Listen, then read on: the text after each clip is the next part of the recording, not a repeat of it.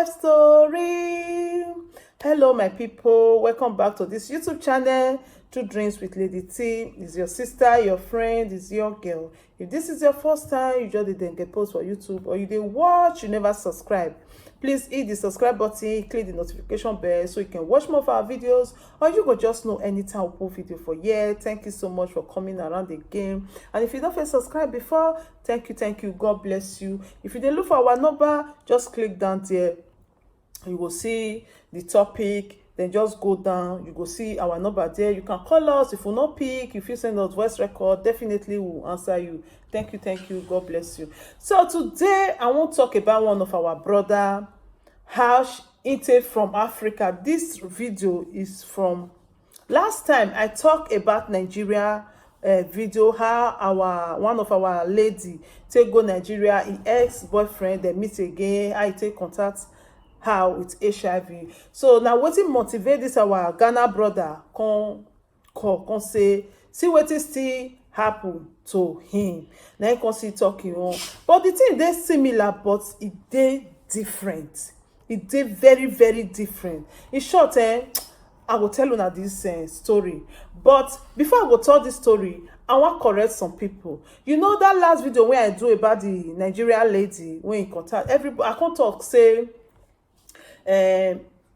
many people don't get this HIV. No, most family, many family don't get this HIV. Say, but they not go know. Say, so may they not laugh anybody when you get HIV, because that person fit be from your family. You when they laugh that person. So when I do that video, now that part, they leave everything when I talk. Now that particular part, now people come to they put comment. If I go back to that video, now go see the comment there. Everybody they talk say HIV not dey my family, oh, my family not get to reject am, oh, fine, you go reject am. Someone even talk, they say maybe HIV dey my family. Now make me they talk like that. HIV not dey their family. Instead of them to encourage person wey bring matter come, now wetin they come they put for the comment section, and that make me say make I feel correct that place, because they say 1 million abi thousands or millions of people wey get HIV for Nigeria. You want tell me now say na only one family na these millions of people from come? And most people wey get this thing, their mama no know, their papa no know, their brother, their sister, he no know. They know they talk and come out because of the way that they treat them. So you know if you come they tell say your family not get am, before you will come put comment for there say your family not get am. First of all, carry all your family, your mama, your papa, your sister, your brother, your children, your uncle, your aunties, your nephew, your cousins, carry all of them. Your children, your grandchildren, carry all of them, go do tests. If you don't carry all your family, go do test, finish. All of them don't do the test. You don't say they not get am. Then you come right, say you don't carry all your family, go do the test. Nobody get am. E not dey your family before you leave comment for there. Because now people like una, now they cause am wey be say all these things they spread. Common topic when person put, see the one I don't think they write comment, you know, they my family, I reject her. Now they cause some way this thing is spread. Now they torture these people when be say these people they don't get any other option than to they spread them, than to they talk. Somebody go tell person say, see this person, see the situation where it the next thing now go they run for the person, una go announce the person follow everywhere. When be say many health issue dey, when be say even pass this HIV, when be say they kill instantly, when be say people they take medicine every day. Now not think of that one. Now before the HIV they kill, you know they kill again. Why now just carry am for head like that? Una need to change. Now make our people still get this thing, but they all know they spread the way Africa all they spread, because now the way una they treat them, they not get option. And if you look this story where I want to tell you, so now the same thing that happen for this woman life. That made this woman they revenge. You can't go revenge on this our brother, because the way the story be now revenge now see for inside. So more than know they do like that. Come on video, see the one that say they react. Not be my family, you know they my family, you know how you say no, how you say no. So the million people when get an only Lady T family now they for come. Anyway, make I tell una wetin happen, because that comment wey I just dey see, the way people just take dey talk am, dey say na my family, na this, na that, the thing is so annoying, you know. It's so annoying. That make me say I go just first talk this one first. You understand? Because many people, when you get this thing now, they marry, their husband not get am. Women wey get am wey their husband not get am, they torture them for inside house. The men wey get am wey their wife not get am, they torture them for inside house. They call me, I know wetin I dey hear every day. That make me they bring this matter, they come out. They now come they put petrol for inside fire. Okay, make I tell una the story, make una hear. Then maybe some people will change from their character, the way they look, all these people. This our brother is saying they Ghana. I think they Ghana. He come the friend date this girl. This girl now girl when be say both of them they love each other so much. Their family know each other. So he can say one travel come Europe. He can the process a visa. Now the girl begin to cry. You want leave me? You want leave me? This and this. So the guy can say, what thing go do? He go come back, come carry you. Make visa fair come out. So he can process the visa. That time the visa not can work, the travel not can work. Now so he can take rest. So he can say, what he go do? He got to travel. He can't get a South Africa visa. And so he take travel down to South Africa. He and the girl, they say they communicate, but later, because of distance relationship, the communication come dey less. Before you know, they're not going to call each other again, because in the South Africa, he dey hustle. And in na the woman wey be say, he can find document for South Africa. So the only way to get document is to marry South Africa woman. So he can marry this woman for contract so that he go fit get their documents.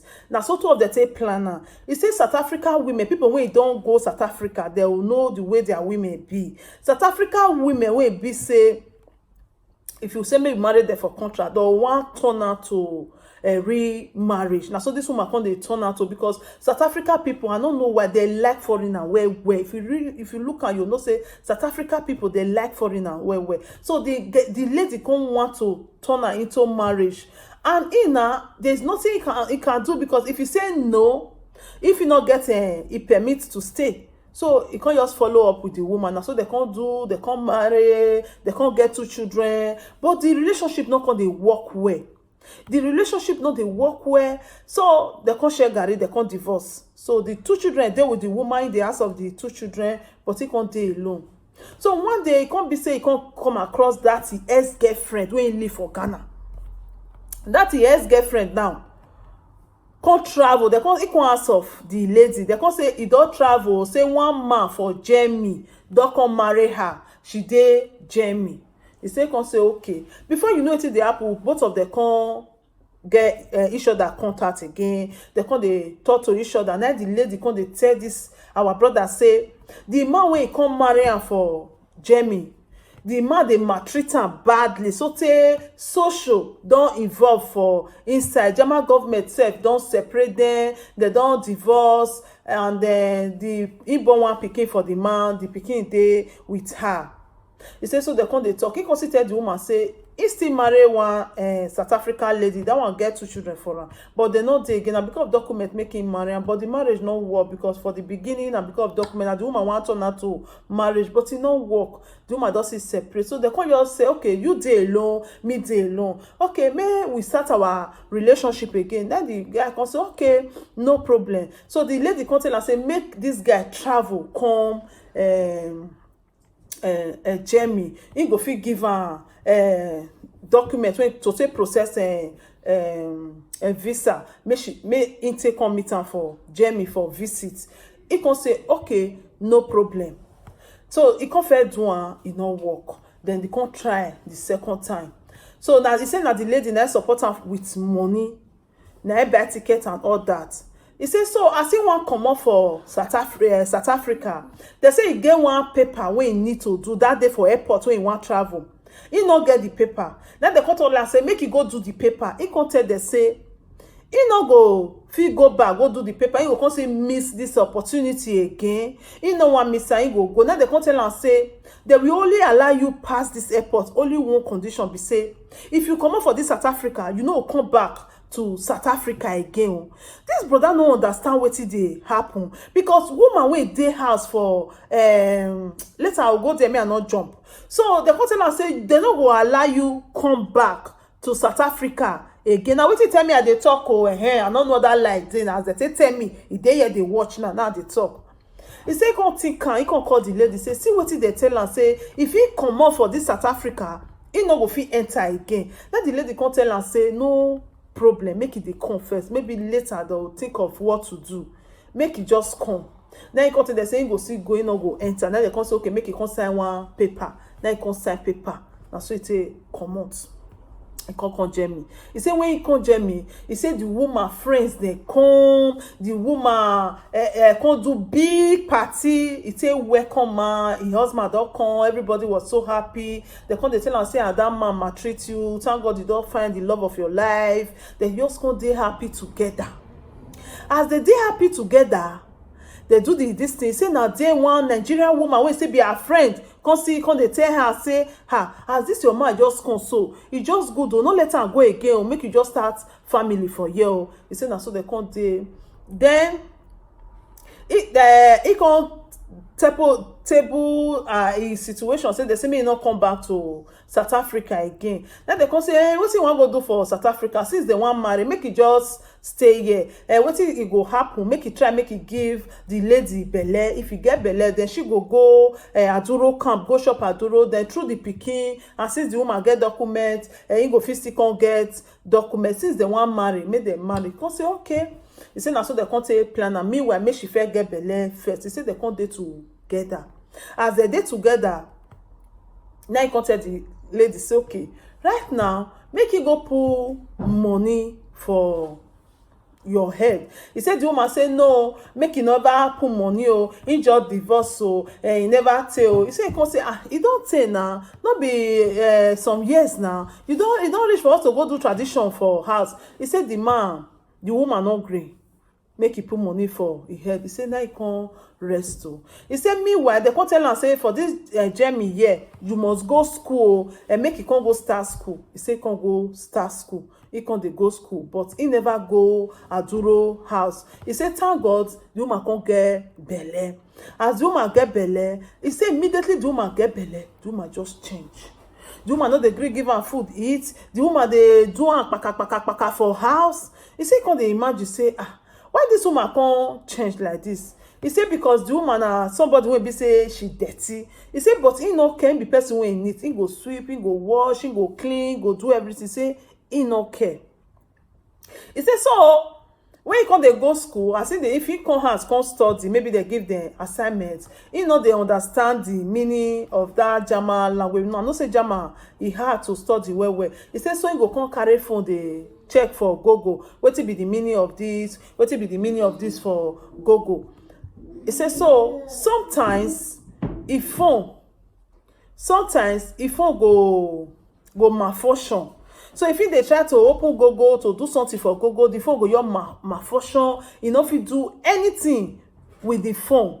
He go come beg the woman say abeg you fit give me your phone make I take go take do something because my phone is just a malfunction. He say that the woman say okay no problem. The woman will give am phone, but the woman go stand with her for there, make he do everything we want to do with the phone. He give am back immediately. He say now for there he come start to dey think say why this woman dey do like this every time.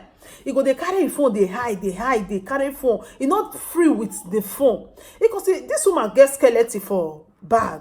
Why this woman dey hide phone? Wetin dey happen? Something dey happen. How can I use your phone for Google to do something? You just stand, make I finish, make I give you the phone back. He say now then he come dey suspect. He come say he must catch this woman one day and he go know wetin dey that phone when this woman dey hide. He say now so he come dey papa the woman. He come dey papa am. The woman dey sleep. Then he just carry the woman phone. As he carry the woman phone, he come carry am go toilet. He say so he come carry the phone go toilet. He come go dey search. As he dey search, he come see say the husband send message. Then he come dey go through, for WhatsApp now you can't go through all the messages wey that person sent for you. He say come see when the man writes for message say you don't want me to see my son again, you don't want me to see my son again, my son that is negative and me I am negative, you don't want to give me my son that is negative, that I'm negative, you prefer to carry this son and you are positive. I just dey keep quiet. I'll be keeping quiet, I will not keep quiet again, I'm going to announce you to the whole world, I go tell the whole world that you are positive. You say, I see you see the message. You say it be like it the way so call you 8 times. Now say me really for inside toilet. Which kind of message be this? Positive? And this woman not tell her. He say now so he come wake. He say when he come out for toilet, he come the waka for inside house. He don't know he right again. He don't know he left. He said, but he no answer. He can go drop the phone. He said, when she come up for house, then he can scatter the house. He go want know whether he get anywhere when they keep medicine when they take. Or he go see any medicine. May go ask person, say, what it be this medicine? He scatter everywhere. He said, no see any single medicine. He said, now he goes, okay, make him go medical, where they put in medical papers. He said, he can't go check medical papers. He don't see any paper. He said, but only one list when she use biro and paper to write. She dey address the writing to social for Jamie. They write out to social for Jamie. The social way they handle their case in with the husband case. So he can't see the notes. Now he can't read them. He said the woman come right say, my husband is disturbing me. He want to kill me. And this my husband, he married me from Africa. And I already tell him my status that I am positive before he marry me. But right there, he's treating me so bad. He already know it's not that I deceive him, but he's not treating me so bad. He said, come see the writing. Then he come to say, wetin be this one? Then come to say, so this woman are positive. Then this woman not tell him. He say come sit down for grants. He come be like the way so call you 10 times. Which kind of wahala be this one? He say when the woman come. Now he can't show the woman the letter. No, he say no first show the woman the letter. He can't ask the woman say, you know, say you get any health issue. He said the woman they look at but he not talk. He say come say if you get any health issue, just tell me. You know say he himself he get health issue. Now come ask say which health issue you get. Then he come tell me say the health issue when he get na pie. He say even say for their family now wetin they inherit na pie. He say sometimes if they do there and they go back inside. He say so, and he tell this lady say see wetin he get to. He say come say but you know say I get this issue, health issue. He say yes. Okay, which health issue you get? He say the woman not talk. Say now he come bring the paper come out. So the woman come dey look am. He come ask the woman say how come? Then the woman come tell am say na the way friend for Ghana that time na he give am. He come say na he give you. But why you not tell me say you be positive so that I go know how okay my life? Why you not tell me? He say they look am. He say no know wetin he want do again. He just weak. Wetin he want do? Why he want to start his life? He say no, he can't remember the time when he come after 3 months. He say rashes come dey come out for a body. His body come dey scratch. He say even before rashes come out, he say na so the girl go dey ask am say anything they do you, anything they do you. He say he go tell the girl say no, nothing they do. He say the time when rashes come take come, his body come dey scratch the rashes. He say now the girl come tell am say this rashes when they do you so when they scratch, it don fit do you before or na as you take come Jamie na this rashes they do you. Say he come tell am say he never do am before. Now see take come so na the first time be this when they see rashes for body and the rashes go dey scratch am. Say they come say maybe na German water and German not get better water and na German water na cause am. Say he come say okay. Say na so he come rest too. He say that he come run go hospital go do test. As he do test finish, result come out, they direct am go another place. As he come reach there, na the man come dey tell am say as e be now, HIV no dey keep person again, HIV don get cure, if you be positive, e no mean say you go die, accident fit kill you instantly, other sicknesses dey wey be say e fit kill instantly, HIV no dey kill, but how you take treat am, how you take handle your life, na be the thing. And if you dey think about am well well, na be the killing for inside. Medicine dey when you dey, you see as the man you dey talk everything, now you come dey tell the man say wetin be the problem? Na the man say is positive. You say na there you weak. It can be like Idodo when so called here 20 times. He don't know where he dey again. He dey look, but not be he dey again. He don't die, wake up, die, wake up, die, wake up. He said the man called the tell and say, cheer up. At least your volo, it dey very low. Since when you take get this thing now, is less than 6 months. So your volo is 50. There are some people that come here with 500,000 volo. You is just 50. You know me, just day one corner for your body, never circulates. So if you start to take care of yourself now, everything will do okay for you. So far, may you try your best not to get any other sickness attached to this one. You see, now so the man tell him. You see, now he can tell the man, say, as he take come, say, as he get friends, take carry and come. He can tell the doctor. Now the doctor can tell him, say, that he get friend, he wicked, he purposely not they take medicine. He said, because let's say they take medicine, if I not fit give her, if I not give him, now because say the girl not they take medicine, now he say he don't sachas, he don't see the medicine. He say he not they take medicine, now he way if he give her. He say as he be now, if he they take medicine, if he marry, he not will give his wife. He say, cause which kind of wahala be this? He said, now so the man come to right time. He say, he come house. He come make fuel. He don't know what he want to do with his life again. He said, because he not be man when they waka carry waka. He said, when you even dey South Africa, when be say South Africa be the highest for Africa for positive people. He not carry. Then he come, Jamie, come carry. That's why you're weak. I don't know why that woman do like that. The woman purposely give this boy. If let's say the woman they revenge, because now they can not say all those text message. What he make and they keep her, because if I feel delete her, make this our brother not see her. But what he make and they keep all those text messages, because he want use her as evidence against that man. That's why they keep her, because if they go court, he want use her as evidence against that man. The man they threaten her, the man they call her this, the man they call her that. Then make he keep those messages for his phone. And I through that messages now, this our brother continue say, see waiting this woman be. My people, when this our brother tell me this story, I not lie you. I weak because the woman purposely do am. I not lie you. He purposely do am because he can still take the medicine without telling this our brother. As this our brother come, if I tell am say, okay, see he be positive he dey take medicine na make am when be say he bring you come, but you no go get. At least it go better. Just go decide not to take medicine like that because she want revenge on men. And I believe say not be only this our brother I don't give you. Because he go don't give other people. Because right now, he never even want marriage from this our brother to show say na revenge. Now she dey revenge.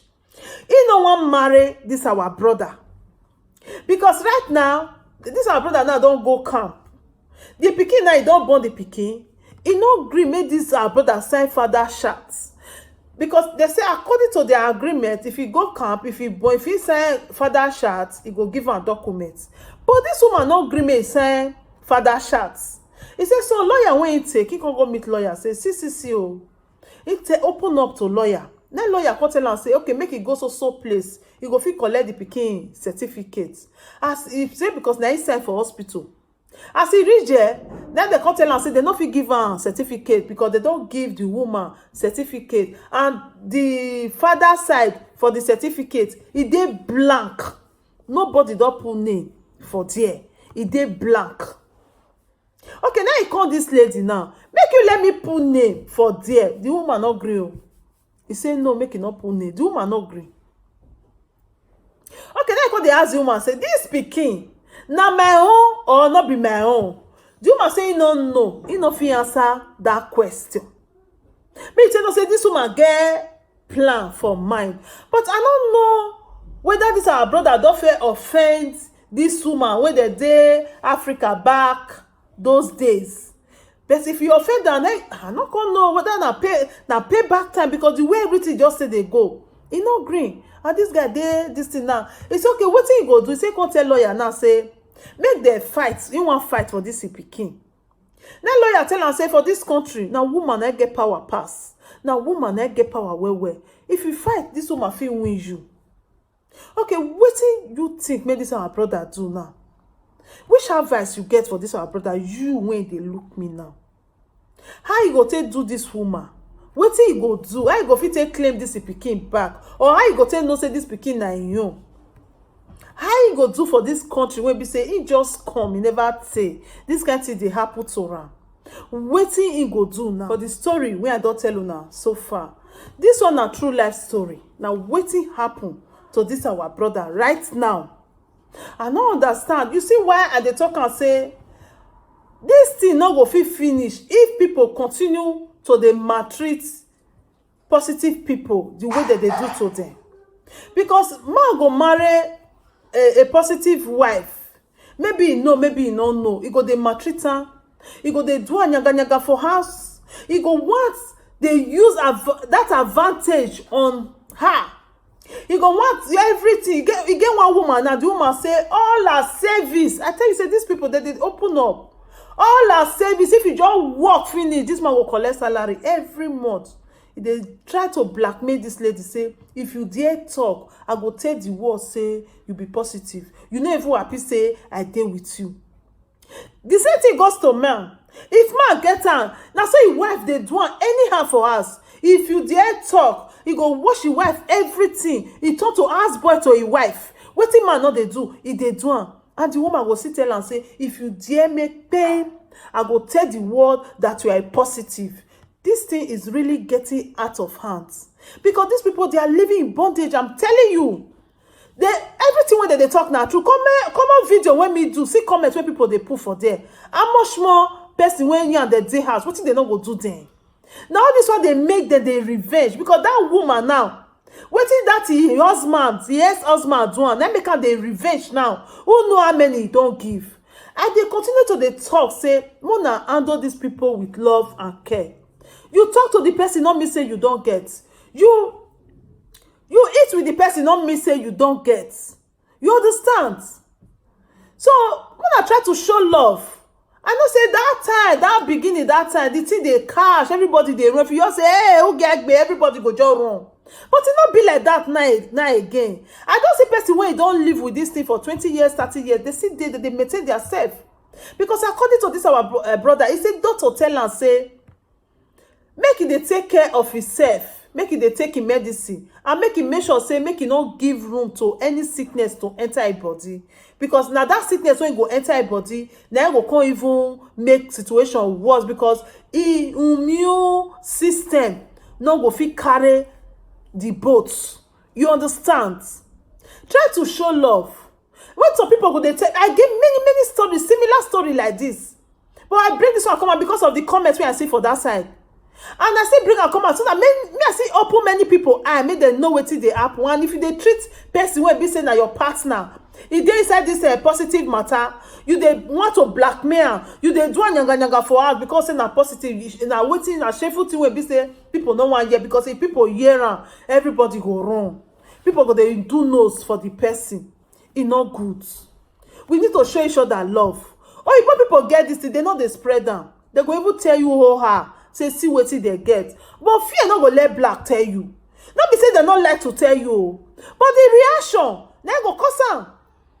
Like one girl now, he say one pastor, he say na pastor, the pastor tell am say God reveal to him say na you be my wife. Then he can say truth.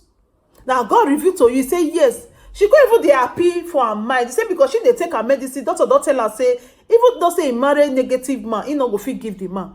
He say, come say, okay. Yeah, the man, they come, they talk. So one day, the man come say, he want come visit her. Then come tell the man, say, okay, no problem. Come visit me. Just normal visit, because the man, na pastor, he never marry. He say, now God say, now he want marry her. But not be the church, the lady, they go, you understand? He say, so, now the man come ask, the man come, say, already dey in mind to tell the man. He come say, if they see face to face, now he go tell the man. Now the man come say, na so she take think for her mind. Then the day when the man come, they tell her, say, I got a review to her, say, na his wife, he go marry her, he go do this. He say, now he come tell the man, say, see the situation when he do, he be positive.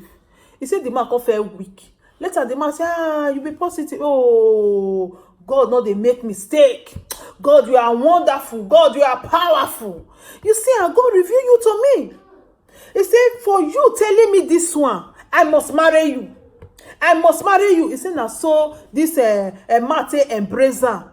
He hold her. He beckon for you. He beckon for you. Oh, for you telling me God will bless you. God will do this one. He said, now so the man greet and finish. Then he call the man, go enter train. The man come out. Immediately the man reach house. Make he call the man, make he ask the man, say, you don't reach house. Now he say, hello. Now the telephone tell her, say, hello. The black boy you are trying to call as Ben Johnson. He don't run. He just block her. The line not they go again. The line not they go again till today. And he not end for there. Oh. The man, because now somebody now introduce her to this man. So he can't go tell the person, say, if for carry, oh. But see the situation where this lady take. That one now can't carry bear. He can't they ring for the area when this girl take. She not confused stay the area again. She come dey find house, make she come up for the area. The next some of her good friends, when you say, na my good friend, oh, they come meet her, they come tell her, say, see what they hear, oh. They come see open up for them, say, na truth. Then they come begin the near her. But they near her, they know they near her with love. They near her, they ask her money, borrow me money today, borrow me money tomorrow, borrow me. The day when you not go see money, give them. They will come run come out. Go they tell people, say, na truth, oh, even self, he even use the mouth to tell us. That city was too hot for this lady. I don't know. Was just too hot for this our sister that period. He not get choice now to come thank God, he can't see us for another city. And so he can't travel, go another city. She can't suffer, go hide herself for there. So, what it not go make they come the thick and say they want spread down when be say una they treat them like this. But some people say get good at all. They know they treat them. That's why I bring this program come. Even though say I'm not serious with my normal meet your match, but this one, these positive people, I'm very, very serious with it. And it's confidential. You understand? It's confidential. Because now good people, then they call me because they don't want spread that. They want be with person who be with them. Because now there they go get rest of mind. Now there they go get peace. Because those people will not get time. They maltreat, they use it as advantage on them. You understand? Because sometimes, the way people think they treat them, I don't understand though. I don't just understand our people. They not go wise up. Nigerian people go they treat them anyhow. Even people when they Europe self, now they still worse. When people say that they civilized country, you go tell Oyibo say, see. Oyibo go take her like normal thing. But our black, they go carry and go. It's really bad. It's really bad. That's why they go, they leave comment, they tell say, she get her for their family. My family not get her. Yeah, Lady T get her for their family. Which kind of comment be all those one? Okay, those million people when get her for Nigeria now only Lady T family, abi? Many people when get her, their mama no know, nobody know. Not only they are God. Sometimes maybe I'll be the third person. They know they talk. You when they can't leave that comment, maybe now your family person, they talk say my family. Oh, the thing was so annoying because now all these kind of people, now they push these people to the world. They push these people to the spread. Now that woman now, he don't shop amala with a wedding suit for his ex-husband. Now he can't revenge on this our brothers. And she not stop, oh. She they do and they go because she no one married. The man say yeah.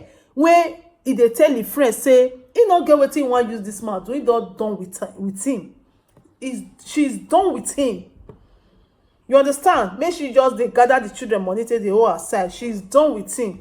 Now the next man now be the person. You understand me? So we will try to dey show love to these people. Their life not finish. Oh, I fit talk am. Other things dey wey worse pass this one. Not be say you touch a person you go get. It not be like Ebola. Ebola. Now when the sweat touch sweat, you don't get it. If na Ebola now, go they understand you. This one no, the Ebola no worse past this one. You understand me? So now I want to use this opportunity. This video long, go more than no verse. I want to use this opportunity. See, tell people when you not get them. Please, play safe. Play safe. No let am sweet you. No let am totori you. Say, oh, this guy, he don't do once. He use record. He do 2 times. He use record. Now, wetin most of our people they do. He do 3 times. He use record. The 4th time, you can say, oh, baby, we don't know each other now. Why would they use record? Oh, yeah, more could do without record now. They can't do without record. They can't enter one chance. I don't tell you now. He gets one test when they call positive home test. That be the name. It be like that test when woman say they do pregnancy test. Now not as pregnancy test they be exactly. Now so it be. But this one not be pregnancy test. Now HIV home test. This test so now the same thing. Everything there inside, you just take this money to use them. Then before 5 minutes, it don't give you your results. If you dey go your boyfriend place, put am for handbag. It's just small, very small. Put am inside your handbag. If you reach there, the guy say no go use raincoat, say he must jogodo. You go tell am say okay, since you no go use raincoat, you bring am come out for your bag. Oh yeah. Do the test.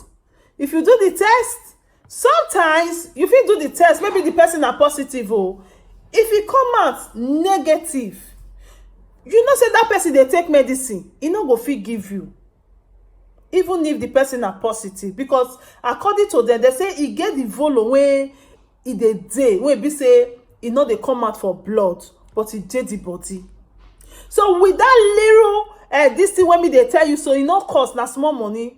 You go carry and follow body. If you don't use a test am, it can show you negative, even if say it get, but it dey very tiny volume, it not go fit give you. It's better. Prevention is better than cure. Put am for your handbag. Use a test am. If the guy can tell you say he no dey do, you can see go open body. Now you get load oh. Now you get load. You understand? Boy too, you fit still buy am. Put for your wardrobe. If babe come, tell babe, I know they like raincoats. You get as they be me. You go do. If you say you go do, you do. If not negative, if you come say no, if that one very easy. It just be like pregnancy test.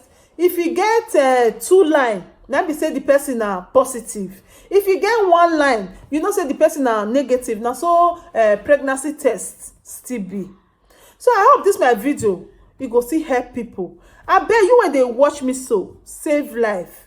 Send this video, share this video to people, so that people will learn from this video. Save life. You dey save life of people who already be positive. That they should be with somebody positive with them, so that they will get free of mind. Than for them go they receive torture from person where it be negative, or can they use am on them. Or better still, it's still good for a person wey still be positive, so that all these people wey be negative, wey they commonize them, wey they stigmatize their ability to speak the Oyibo, me I not cut my tongue. All those people wey they look they anyhow, go see no say to they treat them like that. E no good. Say positive people not they die. You understand? Other things they will pass that one. Then this one is still good for person wey still be negative, wey never get, so that he go learn from this video. Say that this thing dey when you dey carry as handbag dey waka. You understand? To play safe. I'll stop this video for here. It's not too much. Thank you guys for watching, and God bless you. I'm your sister, your friend, your pikin, your girl, your lady. Anyone you call me, I dey there for you. And please don't forget to share and don't forget to hit the subscribe button and click the notification bell so you can watch more of our video. Thank you so much. God bless you. Bye.